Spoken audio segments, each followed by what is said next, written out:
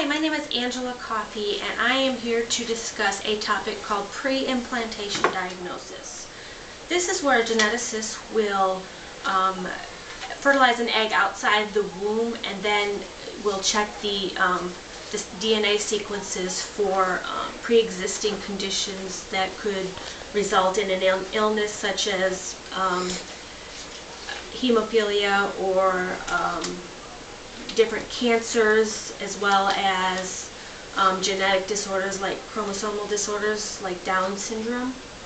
And also science is having a breakthrough as far as being able to pre-select certain genes to ensure that your baby is blonde hair, or has blue eyes, or is tall versus short. And there's some issues in science. Is this correct? Are we creating designer babies? For me, I think this is a great breakthrough in science because why not? Why not be able to pre-select genes to make sure that you have offspring that are healthy and free of disease and have a better life, so to speak. Also being able to select genes as far as making your baby more muscular or more athletic or smarter. I don't see why there would be a problem with this, because many people, struggle with these things. People get liposuction to be thinner, This is something that should be based on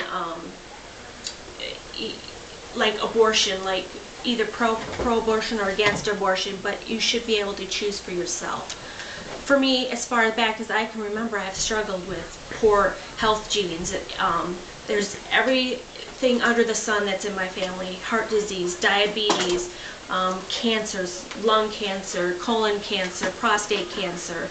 I've struggled with weight my entire life.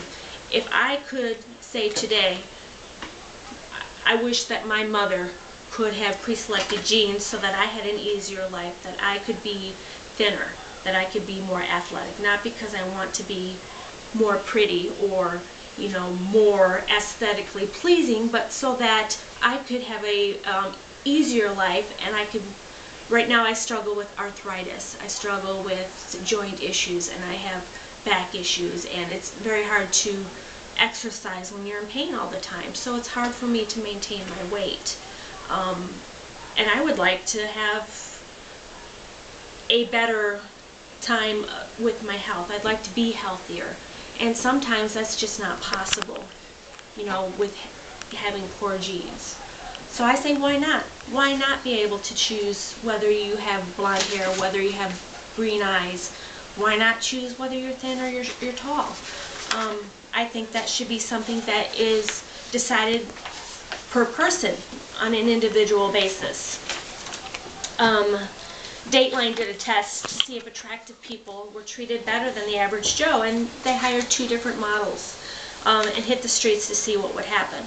The female model, an NBC staffer, the female model and an NBC staffer each had a file pre-filled with papers, and they each dropped them. When the model dropped her file, it was like men were raining to pick up her papers and to help her. But the average Joe dropped her papers, and there was like a complete change in the weather. Nobody stopped to help. People walked on by.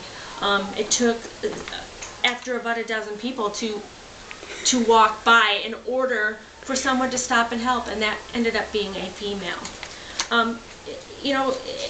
Special treatment starts very early on when we're babies. Babies are deemed cuter, are held in higher regard.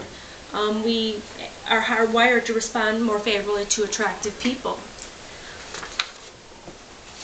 This isn't because we're vain. This isn't because, this is what is ingrained in our heads. So why not being able to choose what our traits are, or the traits of our children, so that they have an easier life? Using PGD can be beneficial.